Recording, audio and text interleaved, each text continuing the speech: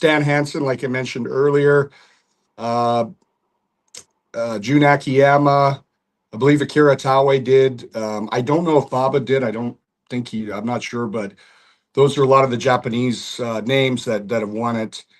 And like I said, it's been quite a number of years since a foreigner, Guy Jin, has won the Triple Crown Championship. So that was, a huge accomplishment for me and something I was very proud of.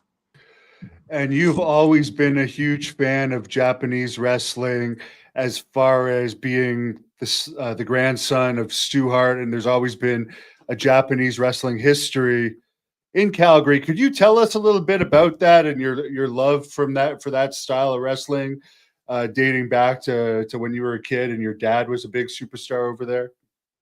Yeah, absolutely. I was almost like born into Japanese wrestling because when I was literally being born, my father was um, coming back from All Japan tour like a little after he'd signed with WWE.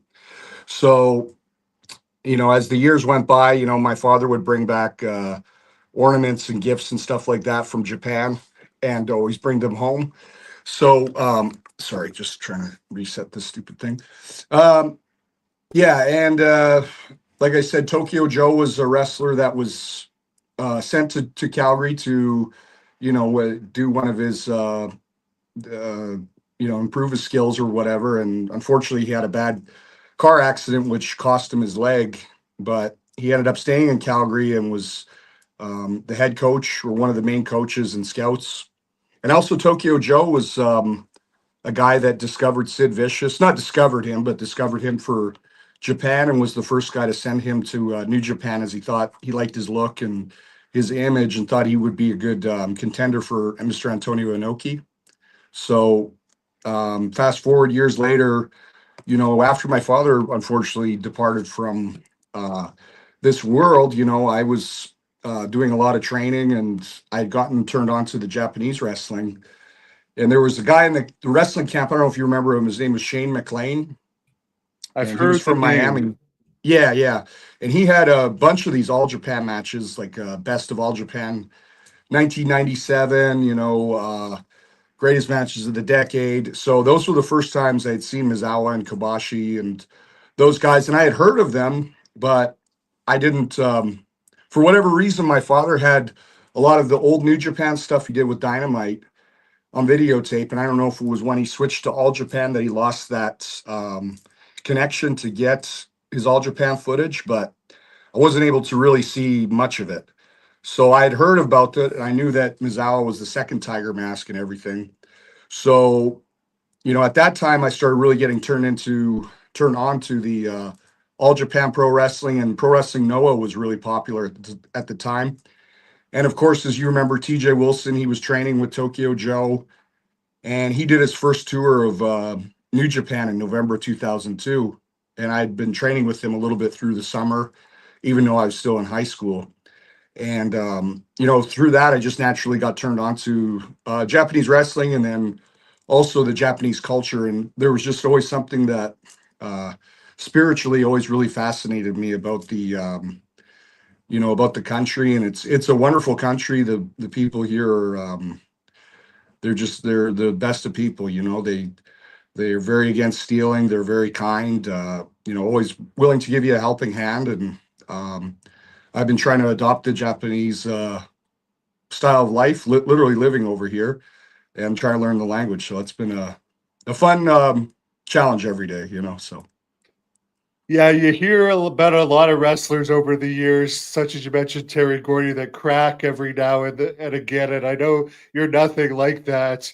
yeah, You no, really have good control over your spirit, and you actually love it over there. But what is yeah. life like over there for you? Because you've been there for a couple of months at least now. Yeah, it's been great. Honestly, like I love it. It's not like so I'm going. I have to go home next month because I also have to renew my residence card and I have to renew my passport too. But I'm not going home going, oh man, I'm so glad to be going home. Like 6 months was enough. Like I generally when I say after after my matches, and I say at the promos that I love Zen Nippon, I mean it. That's not a gimmick. It's not a gimmick. It's not a catchphrase. It's how I feel, you know. So as far as living over here goes, like, you know, I'm a very different individual. Somebody else, you know, an American, they, you know, this style of living might not be for them, but I take a look at it as, if I don't go out and at least go to one new area of Japan or try a new restaurant or learn a new kanji caricature, and if I haven't gone to the gym and really exerted myself and brought the best out of myself, or if I haven't in some way augmented or slightly improved my life over here for the day, then I found that the day was a waste, you know. And um, like as you alluded to earlier, it's like when I did finally win the Triple Crown Heavyweight Championship for Mayo Yagi and Sapporo, you know, people would have thought that I went and celebrated for a week and this and that. And, you know, my celebration after I won was pretty much on par with the Ultimate Warriors when he beat Hulk Hogan at WrestleMania 5, or excuse me, WrestleMania 6. He went and ate with one of the travel people because he liked them. And he said, well, what's next? And that was basically, I ate with one of the Japanese staff members. I was so tired because I really exerted myself the whole day from training. And that tour, we did 9 shows in a row, all over Sapporo and Hokkaido, and that was the final one. And then I watched the match back and I wrote stuff down that I wanted to improve on. And that's, you know, that's the kind of person that I am, and I want to give my best to All Japan. And I think that the hard work has been showing, you know. So it's I really love the culture over here, the food, and you know, like, I don't find that it's a bad thing. Like if I've learned how to make, you know, I've over the years been learning how to make chanko and sukiyaki and stuff like that. But I try to investigate and go around to all these areas and find the best premium, or, you know, best price anyway. Also, you know, Wagyu beef for my sukiyaki. And, you know, I try to live my best life out here, you know, at my, in Japan. And, it's never been a dull moment, man. And I've really loved it over here. And the All Japan boys have been very appreciative of my hard work, and I've been very appreciative of their acceptance of me into the locker room. And I hope to continue to build All Japan up. And when I hear stuff from the president, and like at shows, when he comes up to me and shakes my hand or gives me a tip and says, thank you, tonight we had to turn people away, you know, that makes me feel good. And I feel like being over here in All Japan, I think that the company is getting the best use out of Davey Boy Smith Jr. And I think that's the best suited style. And I think that I'm uh, for what my skill sets are and everything like that, my best usage, or how you could use me, is for All Japan. And that's, you know, that's what I love. I love the company, and I love the culture and growing up. And I remember you, Devin, you probably remember me watching the videotapes and, you know, coming out to Kenta Kobashi's music at the Ogden Legion because nobody else knew what it was and that sort of stuff. So, and, you know, being able to meet these guys like Mizawa, no, excuse me, not Mizawa, but Kawada, and talking to him about his matches with Mizawa, you know, it's been just an amazing thing for me, and almost emotional because, like, literally, I grew up like those were my heroes. Mizawa, Kawada, Kobashi, all those guys, Jumbo Tsuruta. And Mizawa was probably, overall, probably is my favorite wrestler of all time. And I think next to Mizawa, you know, or with Mizawa would be Bret Hart from the early to mid 90s was my favorite. I think was his best stuff.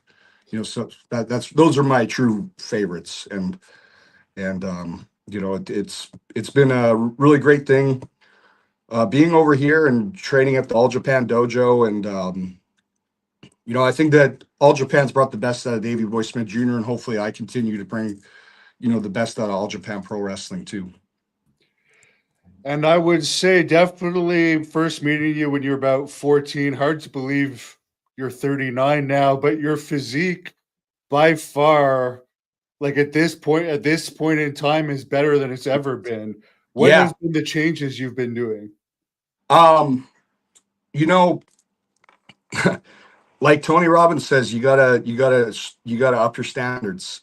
And that's one of the things is one really important thing is lengthening is strengthening. So I do a lot of stretching. I'm very, and that's not to say that I don't lift weights still. It's just that I'm as aggressive with the stretching as I am with weight training. And also not only that, but I've been working with a guy named Todd Swain from Toronto, and he deals with something called SOS therapy, and that's survival operational system. And it's a whole breathing exercise. So the way that I've been able to breathe, I've been able to, I hopefully have expanded my life, but also expanded my body and expanded my chest, because you see a person that's depressed, they're very crunched over. You see a person that's, proud, or, he's in ready to take on, he's got that posture, and posture is everything. So not only that, but it's created and helped improve my posture, and being able to absorb more oxygen into my chest has expanded it, along with different stretching. But not only that, like I was alluding to earlier with the Wagyu beef, the Japanese diet is a lot different than the USA. And I'm not going to point any fingers or say anything too bad about the way things are ran in Canada and US, What but about there's Debbie way too, Kinnikin's cooking? Did you ever would you put Debbie Kinnikin's cooking over? yeah, yeah, yeah, oh, for sure. But there's just too wait, the more ingredients in something that you don't really know about, probably the worse off it is. And I think that's the reason why the Japanese don't really age, is because their diet over here is so good. And you look at what they eat, and it's a lot of fish, it's a lot of tofu, lo- a lot of natto, which is fermented soybeans. I like it, but some other people don't. But the diet is a huge thing. You are what you eat, you are what you breathe, you are who you hang around with. And, you hang around with four smokers, you become the fifth.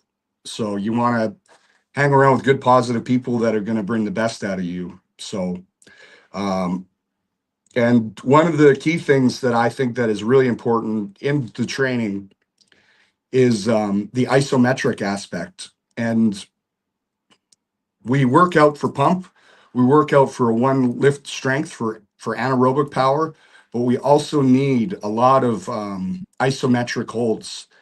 And those are what really, being able to hold and clinch.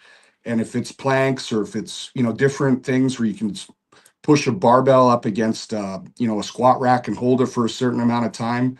So naturally, that's going to, improve your strength as well, but it's also going to define and shape your muscles better too. So the diet is a lot better over here, and I get to spend a lot of time at the dojo training and learning about new things and new ways of training. So, and Giant Baba was a huge proponent on isometric holds as well, and it can create a lot of good power, good strength, and good hard muscle. So yeah, thank you. I appreciate that. Who's the yeah, it's very motivational. Out of all the UFC fighters you've grappled with now, who would you put as like the toughest grappling sparring partner? Because you Josh just mentioned Barnett. yeah, Jo- yeah. Josh Barnett by far. He man, he's the war master for a reason. He's um Josh is he's been such an inspirational help, and a very important tool for me to have, and a resource. Whenever I've gone to go train with Josh and Eric Paulson in California, I've always left there being in better shape, um, learning a lot, and really, upping my skill. And Josh is one of those guys that he his mindset and the way that he is able to do what works best for him is he's very big on control. And you have to really push your opponent and keep a lot of pressure on them, and he's very good at that. And when you are able to initiate or put a certain amount of pressure on somebody, they're thinking in a defensive mode of thinking rather than an offensive way of thinking. So if I grab your wrist really hard and you're not able to get it out, you're thinking more of a defensive way rather as if you have control of me. So he's very good with control, and he's it's catch wrestling. It's from the Wigan Snake Pit, and Josh is he's strong like a horse too, man. He's really strong, and he, like I said, he's been such a great resource for me to have, and one of the best in the world with the ankle submissions, neck cranks, knee bars. I put him and Eric Paulson up there. There are some other guys I'm sure that are ranked up there as well. I just don't know who they are. But as far as legs and ankles and the neck go, he's the man, and he's been very proud of my work over here, and hopefully I can go back and train with him, in the new year. So.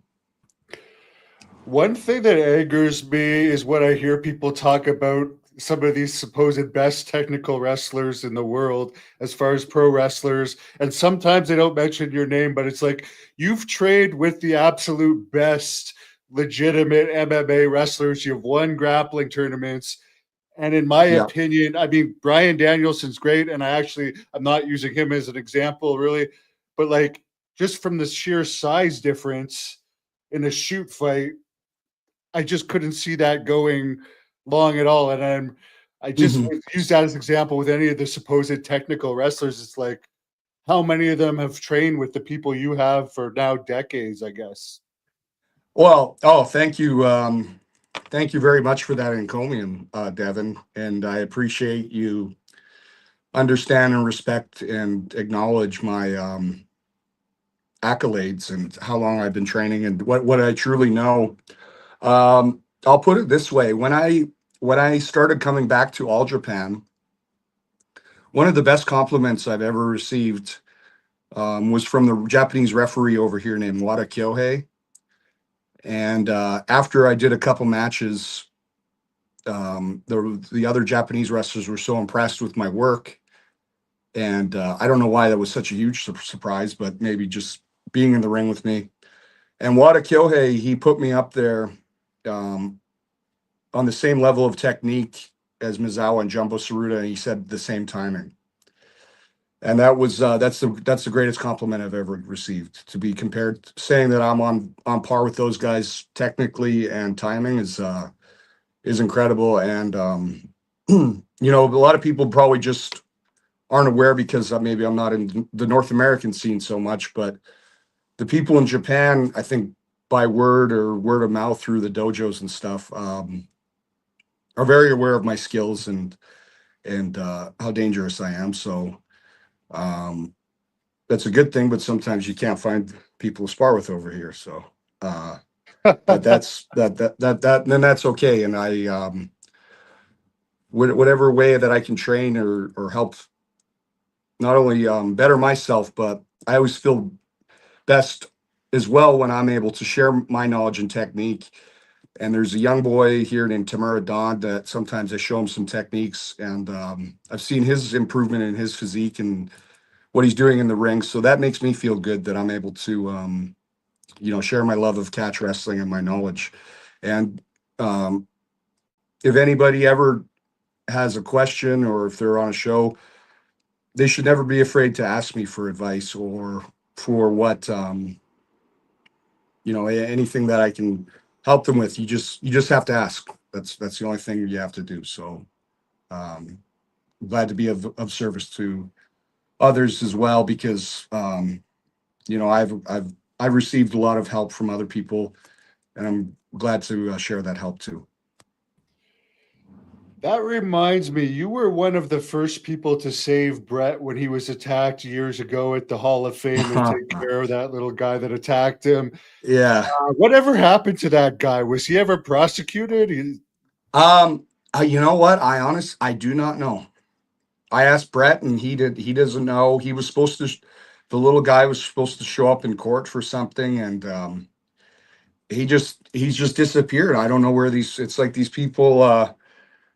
They hop on a spaceship and they go back to their own planet, for wherever that is. There's a number of guys like in the wrestling camp. I'm sure you remember where Bruce has asked me like, "Where's Dave Martinsich and where's so and so?" And you You're absolutely that never hear from. Aboriginal guy that gave us the big speech, and I don't even remember his name, but you could recite Yeah, that speech pretty good at one point. yeah. Like these guys, like it's like they're all sent from space somewhere. Then he went and did his job and flew off somewhere. But who knows what happened to him? But he's obviously, not making any waves anywhere. So maybe he moved away and got he's who knows? Maybe I have no idea.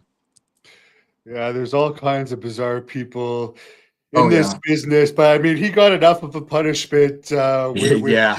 you responding to that, in my opinion. Honestly, Oh and I'm not yeah. saying this, I don't have nothing against Seth Rollins, but what happened with him, with the fan attacking him, that just wouldn't have happened with you. The fan would have got Oh their ass kicked. no. I mean, if they ever want to, yeah, that'd be a big mistake on their part. And I like, I yeah. I mean, if you enter my squared circle like as a fan or a spectator, want to try to make a name off something or dared by your friends, I'm not just I'm not there to protect myself. I'm there to hurt you. And that was something Billy Robinson I think liked about me was I do have kind of a mean streak, and he liked that I was a finisher with techniques and I didn't have any issues with if somebody didn't tap. I have broken people's ankles before. I'm not proud of it, but that's not an issue for me if they deserve it. It's I don't and I have no sympathy for people like that. They shouldn't be doing that, and they'll really learn that way to never do it again. Right? So I miss people with mean streaks in wrestling, so it's good to see it's alive and well in Japan there, but that's just my old school fan in me. yeah, well, yeah, no, a lot of the old timers they had that, and that's just in my DNA. It could be from Stu or from Davey, but I don't definitely don't look for trouble. I'm kind of like the same as a Japanese Tosa dog. They're very they're a big, beautiful dog, and they're very docile and calm. But you make them mad with something, and they totally flip out. They're dangerous dogs, but they're other than that, you don't trespass them. But that's like Japan culturally over here too. Is you just can't you can't break the rules or do anything bad. You have to be a good citizen and be appreciative and don't ever steal. That's the main thing I'm very against is stealing. That's a huge no-no in my book.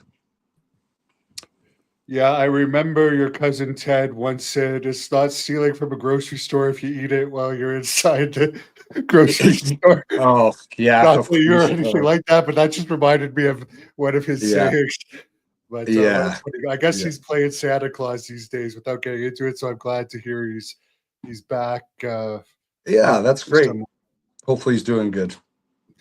As far as Dynamite Kid, some people wanted me to ask you why did they never get revenge on the Rougeos? Because I understand that Dynamite may have started it off of the whole thing with Kurt, but they did use a Yeah, weapon.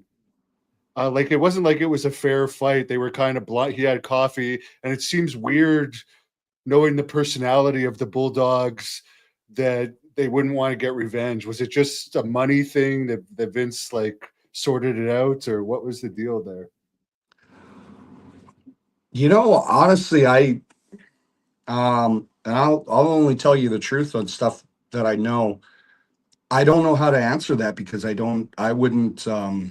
The only thing that I would say is that from what I know, um, I think Davies had mentioned that if Jacques was still in the arena after the Survivor Series match, Dynamite was going to try to get one last like go at him or whatever.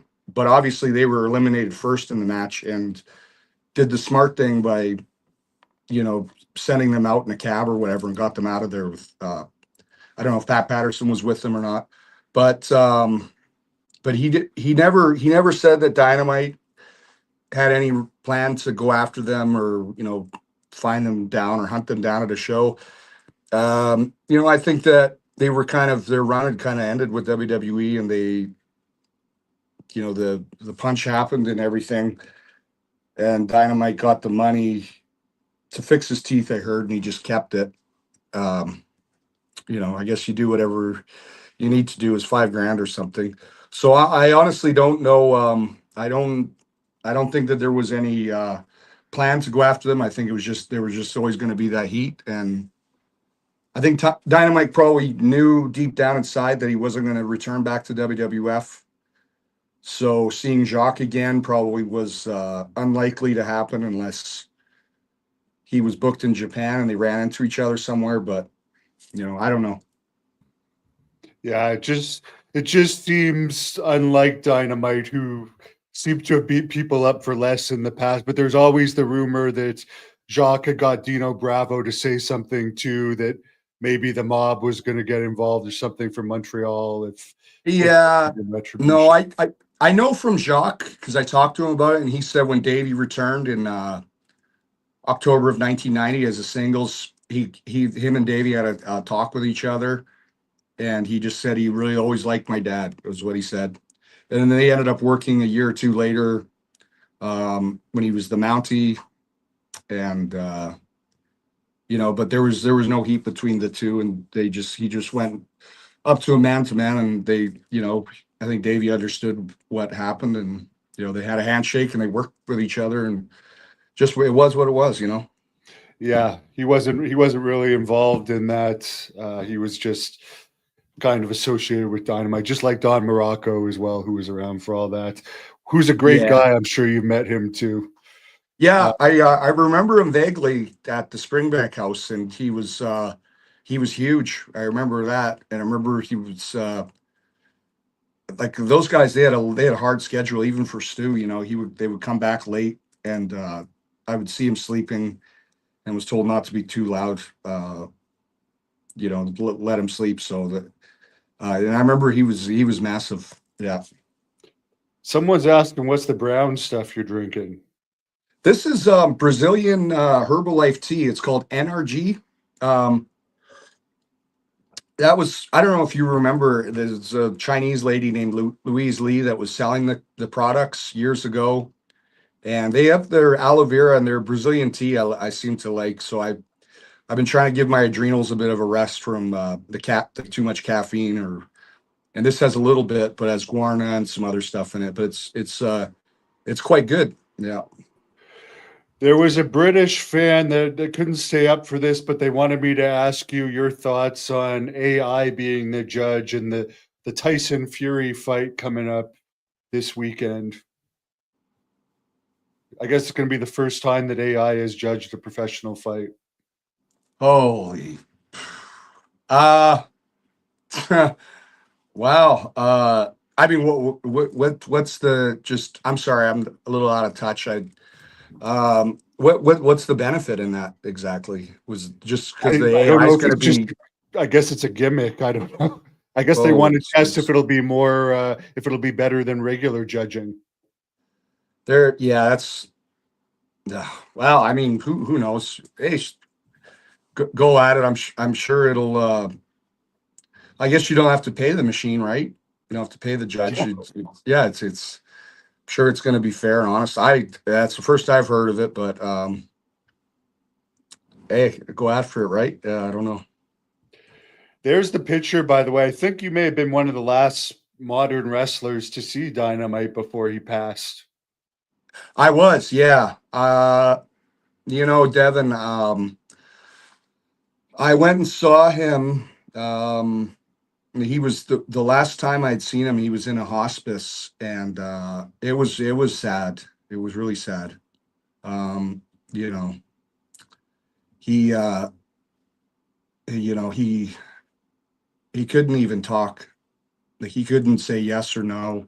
He had to be fed through a straw, orange juice, and I brought him a T-shirt with the Davey Boy Smith Jr. logo as a gift because I honestly didn't know what else to bring him, and him being in a hospital. Because prior to that, I would bring him you know, some sort of big pack of cigarettes or whatever kind of vodka he liked, or because what else are you going to get Tommy, right? And I didn't know what to bring him, so Some of that the tea that nurses, you're drinking. What yeah, would his yeah. reaction be? Do the Oh, impression. What would he say if he had that tea? If you offered oh, him? he'd say, "Oh, it's fucking rotten. Fuck is that?" But yeah, so I and the one of the cool things about that story was, when I gave him that T-shirt, the nurses put it on him, and that was the T-shirt he wore when he passed away. So it was really sad to see him, because at times prior to that, his health had been declining, but I was still able to have a conversation with him. And when I finally saw him in the hospice, it was I never posted the pictures of that because of his condition, and it was just like, I mean, he was just like almost like a dog that was in need of being put down. Like he looked really hurt, and he couldn't. It was not a quality of life, So I'm glad I was the last person to see him. I'm glad that you guys were able to have a good ending to his Yeah, life together after yeah, some of this stuff. And yeah, for everything sure. ended well as far as history goes with you guys and the whole situation. Yeah, yeah. So that's good. I'm glad for that. Did Outback Jack come to see him before he passed away? Ha ha ha. Oh geez, man. Uh yeah, wow. Well, from what I heard, Tommy did some bad ribs on him. He dropped a bunch of Halcyon in his beer or something like that, and uh he was walking around the lobby of the hotel naked or something. I can't recall what happened, but I don't know why he had it out for Outback like that, but Here's a legit question. poor Should guy. they Yeah. use Outback Jack for AEW's Australian show? That would make me want to Yeah. watch it. Yeah, That would sure, why honestly not? would. Yeah, they should. I think you would get a I good reaction, to be honest. Yeah, I mean they should. I mean, as long as Outback can travel, is his health okay? I'm not even too Yeah, sure I know he's whereabouts he's at. going blind, or he's a certain percentage blind. He lives in Oh, Fort Lauderdale. He has a good wife that takes care of him. Um, I just feel bad for him. That I mean, he was the first, like, in at least for like the WWE era, like the first Australian guy that was really over, and yeah. it kind of like try and make you forget about it. But his song was over, and everybody had the toy. Oh, I had the toy. I remember his finishing move, the running clothesline to the back of the neck, like, and then he would go down. I think it was called the boomerang. Um, but yeah, I mean, I had a couple of his LJN action figures for sure, and yeah, I mean, if they can use them, sure, why not use them for Australia? There's one question that Outback Jack told me actually when I interviewed him. He said that him and Steve DeSalvo got into a shoot once in Montreal in the WWF, and he Really? ended up getting the better out of Steve. Did your dad ever? Not that you were a bit old enough to hear a story like that necessarily, but No, that's the first I've heard of it. I have no idea. That's the first I've ever heard of that. No, I never heard of that. Yeah, it may be true. I don't know it, but I never heard that. now I'm guessing since New Japan is in bed with AEW, the chances of you reuniting in AEW at this point in time, anyways, with Lance Archer are probably slim, or is it a possibility? Someone's asking. Um, oh yeah, that's a good question. Like a lot of people have asked stuff like that in the past, and I certainly don't have any problem or issue with doing anything with AEW.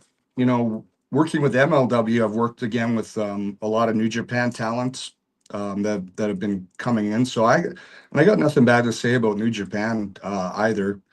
I'm very thankful for the work that they gave me. Just time expired, and there was a lot of stuff. There was a lot of middlemen and things that got confused between myself and them, but they just didn't seem to really want to expand with me, and I was ready to move on, and time expired. But it is certainly a possibility. But you know, I just like people have asked a lot of times about why I wasn't on the Wembley Stadium show or why I'm not in AEW, and a lot of it is like the last year or so I was doing stuff with MLW again, and I guess from AEW's perspective, which I totally understand it, I'm not mad at all, is if they bring me in and then they bring me in for one show, I guess I'm gonna have to go over, and then it's just a one shot deal, and it's like obviously they had enough people in attendance that night that they didn't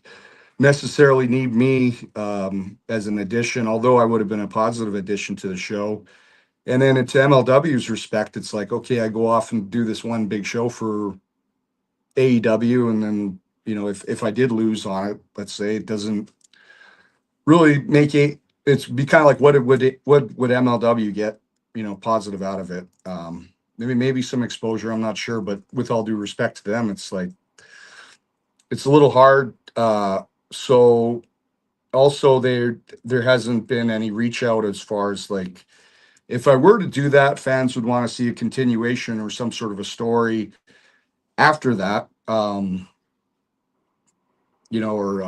further additions to an AEW, not just one-time match, but tag teaming with Lance Archer, let's say for instance, and but that's people that they have under contract. So I would be up for it if it was a one thing deal, but I think that maybe it's better that I'm over here in All Japan, and I think that my life and the quality of life and the way that I'm progressing, myself personally over here with the language and the culture, I think it's probably about the best idea that I continue on with All Japan Pro Wrestling.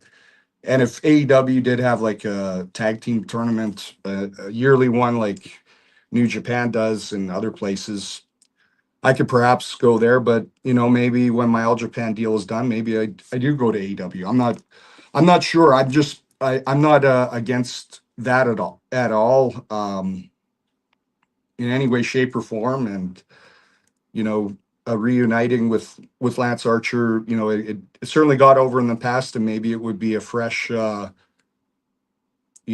of fresh breath of air for AEW if I came and in with Lance. But I would be up for it, but it just hasn't happened because it just I don't know, it just didn't. I haven't been approached. It hasn't worked out. So. And I think it's very good for you not only to live out your dream to win that Triple Crown championship, but as you mentioned, more people I hear are talking about All Japan now in the Yeah. last couple months since they have been, and particularly when they won. There seems to be an interest in the US and Canada more than there has been. So you're actually proving that you can help a company. Whereas AEW, I mean, I have no issue with Lance. I think they should be using him better. But how Yeah. often are they even using him? I'm sure he's making a lot of money, but nobody could really say he's anything more than filler there, sadly. And I wish that wasn't the case. Yeah, well, that's it, exactly it. And I like did Thomas Billington, did he get signed by AEW? I wasn't quite sure I about was going that. to ask you that because Ross I told me he was signed, but is he one of these missing wrestlers, missing in action wrestlers? It just uh, because I you heard those know, two French guys only had 7 matches this year. I don't even remember their names, but I yeah. wonder what that average out to per match, what you get paid when you only wrestle.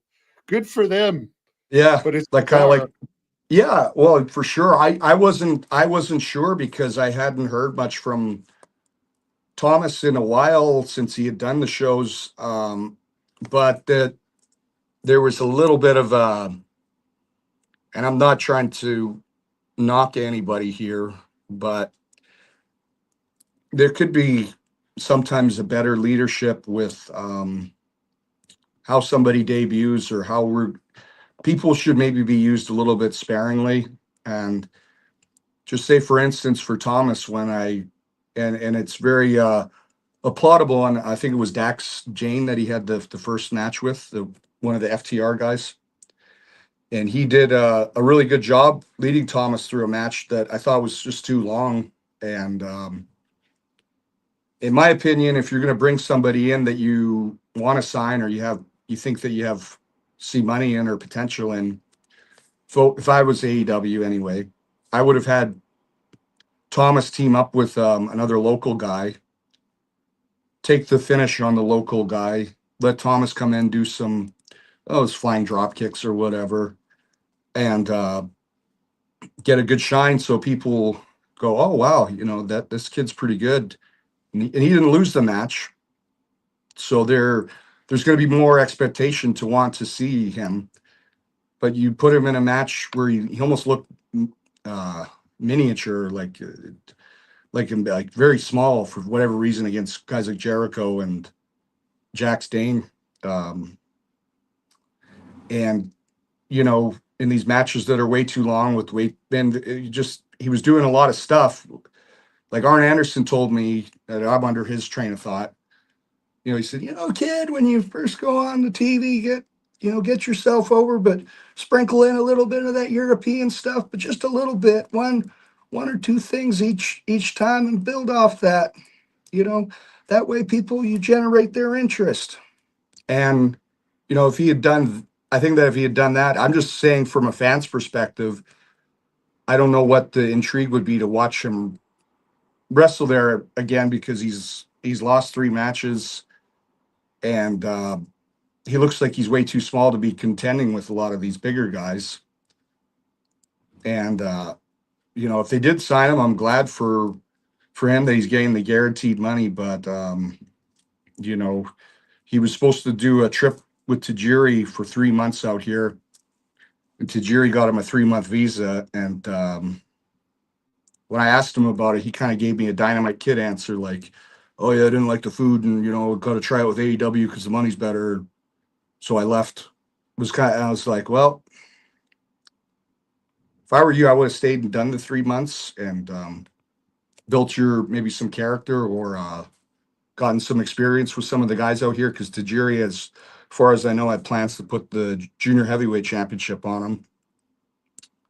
And something that Bad News Allen told me before, God rest his soul, I really respected him. He told me, he said, whatever you do, he said, because I was going to the New Japan dojo at first, he said, go to the New Japan dojo, get your start in Japan first, get yourself over there, because after you leave New York, or if we ever go anywhere else, you'll always have a place to go back there. And I went back to All Japan years later, but there's that base and respect of being brought up in the dojo system, not just going there. But that was what he wanted for Chris Benoit, and he did that, and that's great. But I think that Thomas would have been better off, and I think that Tony might have respected that more too, that he does a 3-month stint in Japan, and now he's kind of painted himself into a corner where, especially if they don't know what to do with him. And you can be on the other side saying, oh, well, you should be glad he's getting paid to do nothing. And I understand a lot of these workers are hungry, and they want to, they want to perform. And that's the problem when you sign too many talent and you just don't know what to do with them. A little like WCW, but actually, I wish far him worse the, than WCW for money wasting, anyways. But he yeah, is but signed. I got wish him the best. confirmation But he signed. He signed. yeah, Actually. he is signed. Well, oh, good for him. But I just, I'm not sure where, they probably won't know what to do with him. And I listened to Jim Cornette, what he said about him, and it was, although his comments were a little bit harsh, but you can't argue with him with what he said. He's not Dynamite Kid, so he's got, he has a ways to be Dynamite Kid. Dynamite Kid was one of the greatest performers of all time, and so I hope it works out for him. I just wish that they would have brought him in a little differently, or maybe you can find someone to tag up with there. But he's going up against an uphill battle as far as the singles being with his size, and they could have been a bit more careful with how they brought him in. So I wish him the best, and I'm not trying to say anything bad. I'm just speaking from analytical point of view, like um, somebody like Arn would say, or but it's hard to re-debut him or figure out what to do with him now because you've kind of showed him, and he's probably had his best matches with Dax and these other guys. So where do you go from there? You know what I mean? That's all I'm saying. Yeah, apparently someone mentioned in here he usually wrestles for Ring of Honor when he appears now. So again, Oh, who okay. even watches that? But yeah, Yeah, he's young enough that we'll see what happens. You mentioned yeah. Bad News Allen. Is there any truth to any of the Andre stories with him, either the N-word one or the one where he allegedly crapped on Bad News from your friendship with Bad News over the years? Uh, I never asked Bad News about it. I know Bad News admitted to Andre, accidentally defecating on him, and that was in Mexico. But that wasn't Andre wasn't doing it as a payback. I mean, you get some of that Mexican water in you, and stuff like that can happen. Because, and I heard that the story with him calling that Andre out was true. Um, I've heard that from a few people, and then I heard that they talked about it years later. I think when they were both in WWF, Andre and Bad News kind of buried the hatchet, and he apologized. And but I wouldn't know. I never asked Bad News about that. No. Yeah, I know you dated Hogan's daughter before technically, and Uh you're huh. friends with Hogan, but I saw Yeah. Hogan talk about the bus incident in one of Yeah. his famous stories. I don't know if you heard it. He said he was there and it didn't happen. And he said he remembers from it is Bad News was carrying a man purse. And it's like, I've been with, I've seen Bad News numerous times. I've never seen him ever with a man purse. Do you have any recollection of that? No, I don't. Whatever Hogan's saying in that respect, he might be saying um, in respect to his friendship with Andre, and not in Yeah, whatever I way thought that too. trying to not bury him or make it squash any of the other assumptions or allegations. But I don't know. I have no idea. But Yeah. that's probably he's probably loyal to Andre, and that's why he may have said that. Yeah, I just wanted the confirmation of the Yeah. man. I mean, lots of people have him, but I've talked to Bad News back when he was doing Ali's promotion many times, and I never saw him once with a bad purse or someone No, that would ever walk around with one in a million years. no, no, not at all. That no, you know what? I do remember being backstage, and Alan came back. Oh, geez, this would have been year two. I think it was 98.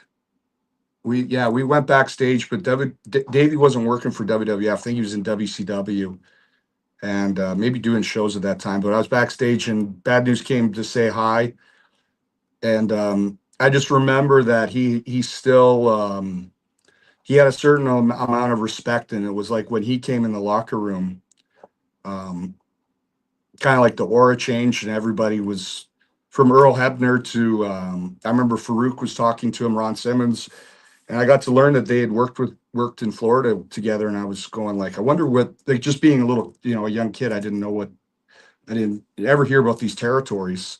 Um, and then he was talking about the match with Jake or whatever, and he refused to lose to him. That was his final match at SummerSlam, and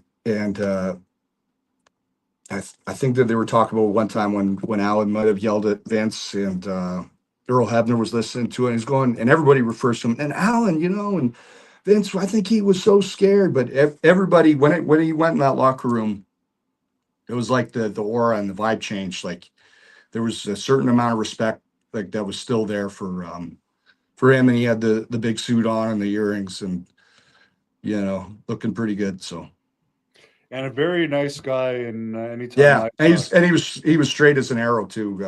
You know, great guy. He made Stu a lot of money too, and in Stampede, did a lot of business for him.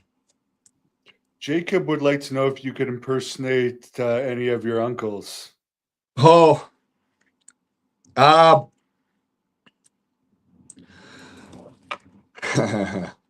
oh well, I can, but you know, Devin, you might find this funny. I've been I've been trying to work on my Abdul the Butcher impersonation, Devin. I haven't heard from Tommy in years. In years.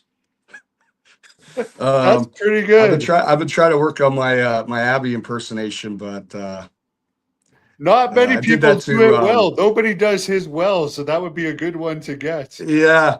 I've done it to Wada Kyohei because he remembers all those guys and he started laughing. He goes, "Oh, you very good, you very good."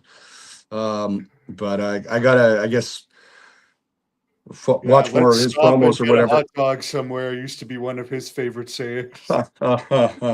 Yeah, that's funny. But yeah, I mean, I could always. Oh, speaking of which, I need to get a haircut this week. It's just been I've been off tour, but my hair is almost kind of looking a little like Bruce Hart's with the hat and It the is. blonde It is. coming out. Yeah. So I haven't seen Bruce uh in a while, but you know, every time I see him, because he always asks me about Japan the last couple times, and then he always brings up the stories of the guy staying at Hito's place, and you know, Bruce said that he was dumped with like about 15 of them, and he was trying to find out characters for them, and uh, he always loves bringing that up, and then it's like always when we talk, it goes in a circle. Then he brings up a bunch of the misfits from the wrestling camp, and I know that he at the time that a lot of them have kind of annoyed him, but I secretly think that Bruce has got like a deep, like, not a love for them, but he definitely got entertainment, and I think it sometimes kind of helps him keep going to laugh about some of those guys. You know, if you know what you probably know what I mean, Devin. So Yeah, I remember he always Jared brings said, them up. Yeah, yeah. yeah. Jared said once that, oh man, he's doing this. I can't believe he comes out there 3 times a week. I mean, that's real nice of him. But I agree with you. I think he also got entertainment out of it. Oh yeah, for sure. He definitely did it. Yeah, he could make a book about some of those. I mean, some of those guys that came through, and the stories that I could bring up are just oh, they're knee slappers. Good for a good. Yeah, there was a lot of interesting characters that came through the dungeon. Put it that way, and you know, Devin, there were a lot of interesting ones. Wow, Yeah. and I don't know whatever happened to them.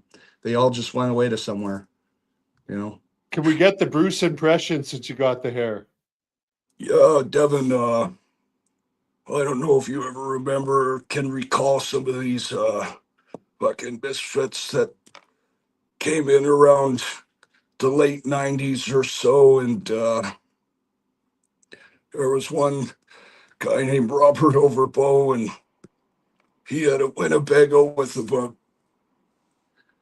a litter of 10 or 15 puppies, and mostly completely full of shit, but claimed he could squat 400 pounds.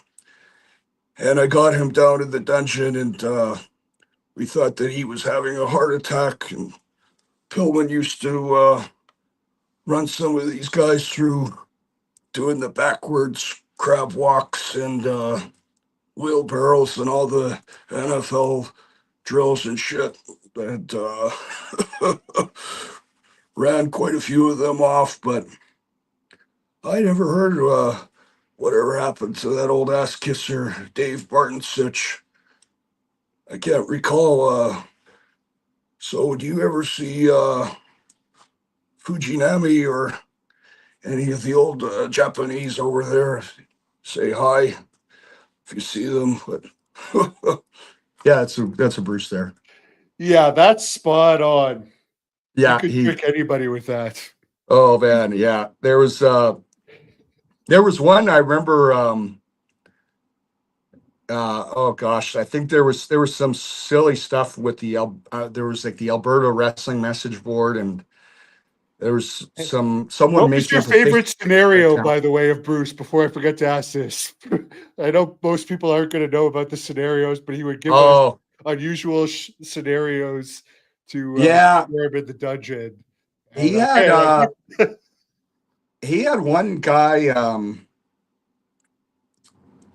geez, what was his name? Oh my gosh, I should know this. His name was Soji or something like that. He was Japanese, and he was a little bit chubby, but he would always wrestle. He would always do the camps in these really tight jeans. I didn't understand it. And he had this big lady. She was a big Amazon type named Karen, and she was hoping to kind of be like Anaconda, who was another big lady that was kind of trying to emulate China at the time with the bodybuilding. But she had these two, and there was the miscommunication with her speaking English and Soji. I think his name was Soji anyway, Japanese, and he had this Karen get up in his face and tell him that he should be listening to Merle Haggard, and what the hell is he doing? Looking up, eyeing up her man at the bar, just making up this whole scenario. And then Bruce goes, "Yeah, no, Karen, give him a slap." And she went boom, and she hit him with this slap, and it wasn't like a slap; it was more like a Boss Rutan open hand palm strike right across his face, and he almost got knocked out. And then everyone's like, "Whoa!" And then she goes, and then she starts swearing at him, and she does it again. And this guy kind of shoves her back, and he's like kind of getting mad. And then Bruce goes, "Okay, to kick him and give him a snapmare." And then snapmare, and then I don't know if you remember, there was like the 15 bumps. So it was yeah, usually like three snapmares, three hip tosses, three arm drags, three body slams. And while this is all going on, this Japanese guy starts, I can tell he's yelling in Japanese and swearing back at her. And she just like not massacred him, but I mean, was really rough and grabbing him by his little mullet hair and swinging him around. And needless to say, Stoji, I never saw him ever again after that or heard from him. So, and Bruce got a good laugh out of it. And Karen, I don't know whatever happened to her, but she, yeah, I don't think most of the guys in the basement were going to mess with her. She was big and tough and something else, we'll put it that way. the one thing I noticed with Bruce's training was if someone did something poorly, like the Kerwin drop kick to the balls, he would always call for it. Or if somebody like that guy that always slapped in the ear, he would always Yeah. call for that. Yes. And it's like he's just going to keep doing it until finally somebody snaps on him. Yeah. In a bizarre way, it's hilarious. Oh yeah. I mean, I remember. I don't know if you remember Big Red, that fat redheaded Oh yeah, little I misfit down remember there. him. Yeah. Yeah. So Bruce had him and Natty doing a scenario, and he had Big Red doing that. Remember that silly dance where his like knees would kind of get knock kneed, He and he really would liked Big wiggle his Red for hips. some reason, didn't he? I don't know Yeah. what it was. Oh man, and he I ended had some up. classic matches with Big Red Yeah. that He I'm ended up. glad aren't on tape. Yeah, he ended up hitting Natty or bopping her in the nose somehow, like with the right hand. I think it was just an accident, but we were all sweating. It was all like, the summertime and it's hot down there, as you remember. And Natty just sees the blood go down, and she just like it's like she's like it's almost like she tasted blood, or she's got that she saw red, and then she slapped Red and slapped him and kicked him and snap married him and gave him a double stomp or something, and then started trash talking him. And Bruce is laughing. And he goes, "Give him a snap suplex," and she gave him a snap suplex, and he claimed it hurt his lower back. And then Big Red afterwards, he was so I guess emotionally and physically beaten up by this. He went he it sounds bad, but he started crying and he went out. And I don't remember that big sink and outside of the dungeon Yeah. where like the big metal one where you turn the water on, and he was wiping the water, and he said that he was crying because he's got a bulge disc in his back, and he landed, and he just can't take the pain. And it's like, no, okay, come on. And Bruce kind of gave him the pat on the back, gave him some reassurance that he did well, and accidents happen, like hitting Natty in the face. But um, I remember a week or two after that, we did a deal where I think I gotten a hold of Big Red, and I was tag teaming. Do you remember Kirk Melnick? Oh Quick yeah, kick, I Kirk love Melnick. Kurt. Yeah. Yeah, he was awesome. So we were tag champions, and Big Red was doing this angle where he was kind of half managing Carnage and Abdul Hanish.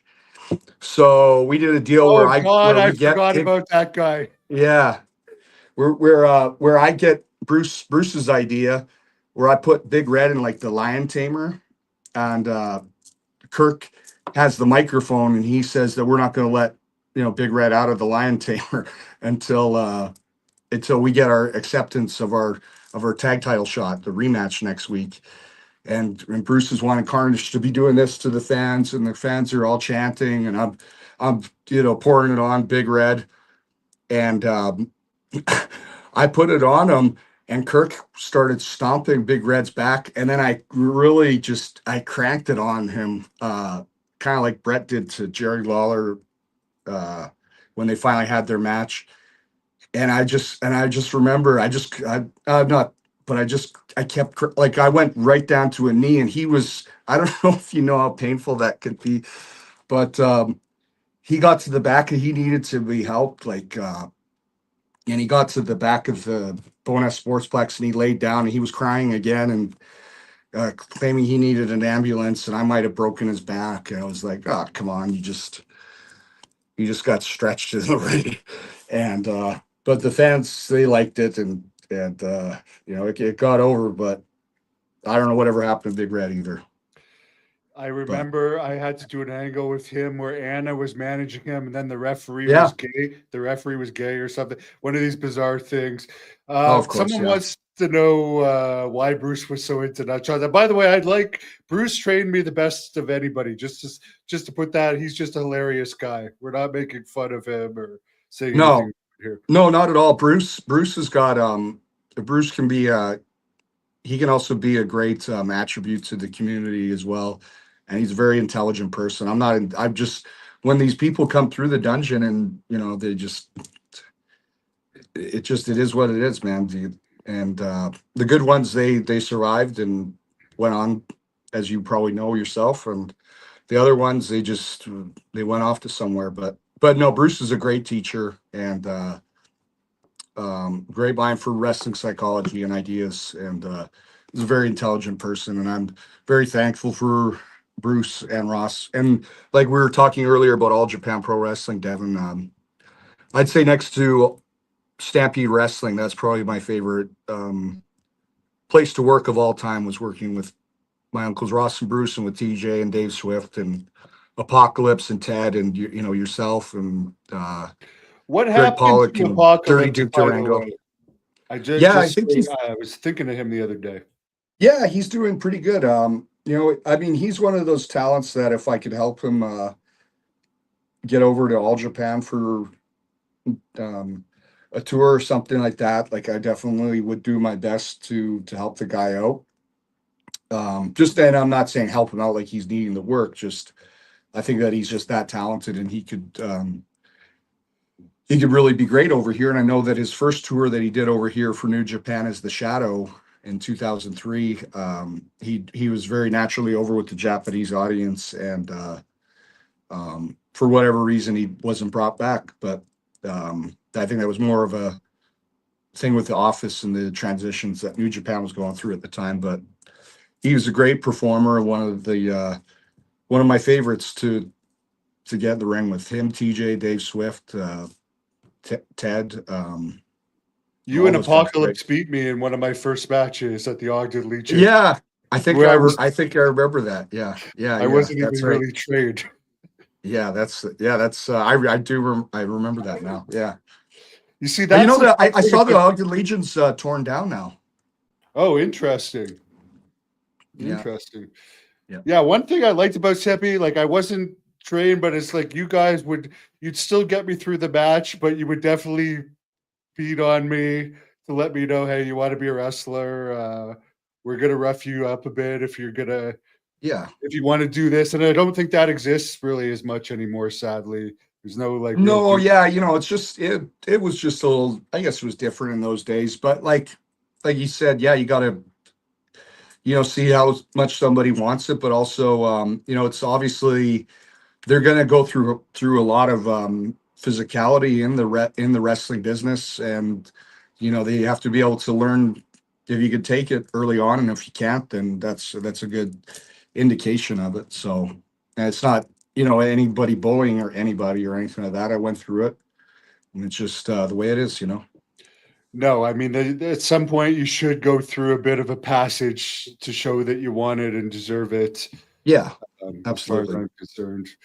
And you are supposed to be somewhat. One thing I don't like about wrestling today is always they get their feelings hurt or something. And I think it's one of the reasons why it might be making more money than ever, but it's not as like popular as it was in like the 80s or 90s, because a lot of them whine publicly on social media about everything. And it's like, you guys are supposed to be the Yeah, toughest in the world. yeah.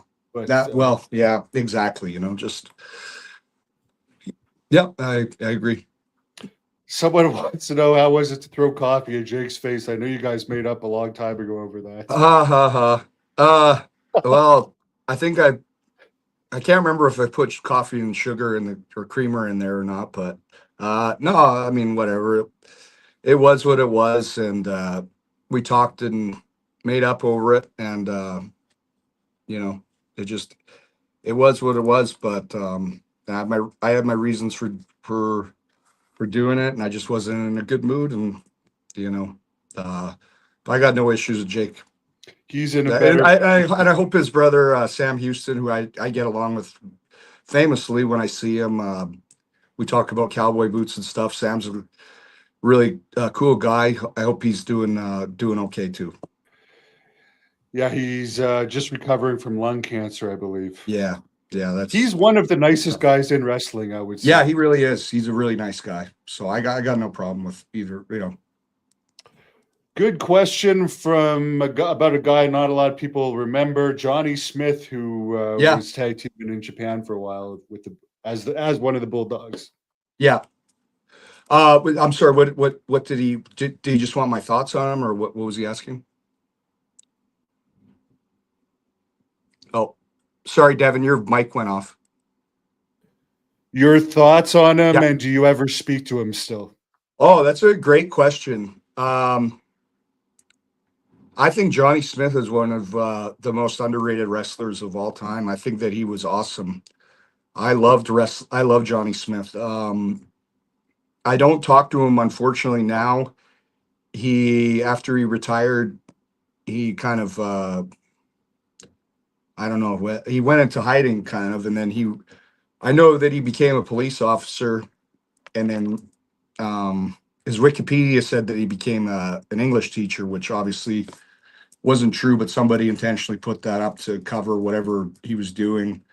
And then I heard he was doing undercover work, and then I heard he quit.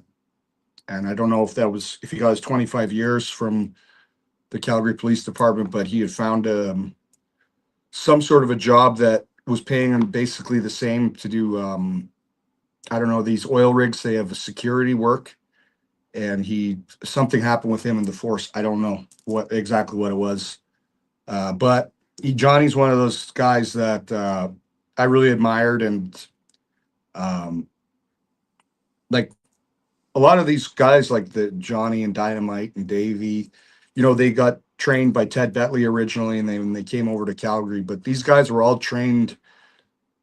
It's kind of like through the dungeon, but they were all trained really well. He really knew the basics really well, like Fit Finley, like wherever it's apples and oranges, but wherever they started, they got that good foundation. And I got the opportunity to work with Johnny one time. I was trying to get him. I don't know if you remember that Stu Hart anniversary show 2003 that Yeah, me and TJ wrestled AJ Styles and Ted wrestled Sabu. So the yeah, original plan was I was trying, and I believe me, Devin, I tried my hardest. I was trying to get Johnny Smith and AJ versus me and TJ. And I could see that Johnny wasn't on the All Japan tour, but he finished up the Champion Carnival April of 2003. And I guess that he had a really tough time on his last trip and had some sort of a breakdown. Unfortunately, I won't get into that, but I didn't know that at the time, and I kept asking him if he could do the May 3rd show, and I couldn't get an answer. And then he finally just said he couldn't commit to it. And then months later, we reconnected somehow, and he said that he'd be willing to go in the ring with me and show me some stuff. And I felt bad that he couldn't do the show, and I appreciated that. So we met up at BJ's, and wrestling with him in the ring, it was like he was effortlessly light, and he was really smooth, and he was just when you just barely felt him, but you felt him enough. And when I grab his arm, twist his arm, he just seemed to be in that right position to put himself there. And I told TJ after, I said it felt easy. It almost felt too easy. He said, "Yeah, no, it looked good." And he taught me the British Fall, and then that was the last time he ever stepped foot in the ring, was to train with me. So that was pretty cool. And I had been trying to get him out to do some sort of a retirement match, preferably with myself, but I wasn't able to get him to do it. But I had been trying to get Johnny back in touch with him to do stuff with MLW, like over the last couple of years, like perhaps managing me. And you probably could see on YouTube, he had an MLW TV the World Championship match against Kojima for All Japan, which was a really great match. And Court Bauer knew Johnny Smith because they were friends with Gary Albright and the Samoans, and spent some time with Johnny right before Gary's funeral, and we're friends. So unfortunately, I don't know where Johnny went. He's not on social media, and he doesn't seem to want to be approached. And I don't want to be a pest at all to him. But he was one of my favorite wrestlers, honestly. And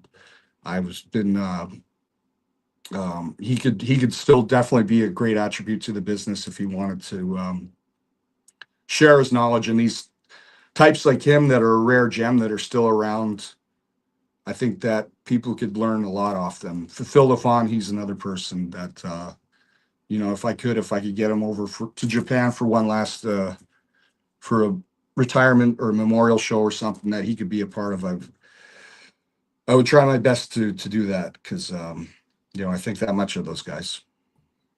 Yeah, I met Phil on one of those Ali shows. He seems like a nice guy, but he seems to have moved on from wrestling, whatever. Yeah, no, and he's Phil's a great guy. Love, one of my favorite wrestlers, and he might be the most underrated wrestler of all time. I mean, you watch the stuff he did with All Japan in the 1990s. That guy was just unbelievable, and his psychology and the way that he could dictate the pace of pretty much any match. And all of his matches were different from each other, and all of his matches had heat too, legit heat with the crowd. And when by the time he went to WWF, I think his knees were gone, and he had the car accident. I don't think the style was good for him anyway, and it was just bad timing. But Phil was amazing. Someone has a question about Dynamite's book, where he was Sure. wondering if people were really fornicated in the stands at Stampede shows, as Dynamite had alleged. This was before you were born, probably. Oh, yeah. No, I mean, that's before I was born, but I think Dynamite said a lot of stuff in his book that I don't think were quite accurate. He even had some dates and a lot of information that was quite off in it. And I know that for some facts, but I've never heard that. I mean, what would they be doing during the show? They'd be doing that, or I read his book so long ago, I don't even remember. He said Under the Bleachers. No, I read it too. I don't remember that either. And then he said that these people then went on to name their kids after the Hart kids. Well, hey, that's a good story anyway. Maybe it's true. Maybe I find that the timing of all that being kind of an obstacle. I don't know. Psycho Sid recently passed away as we wind it Yeah. down here. I know I really liked him. What was your experience with him? I'm sure you encounter. He's in that famous Beach Blast video that you're in, right? In WCW. Yeah. Oh yeah, he was. Man, I thought that was so cool because um, I got to miss a day of school, and go to the beach with and it's funny. I have these. I have a very good memory. I have a very photographic memory. I remember Ole Anderson was the one that was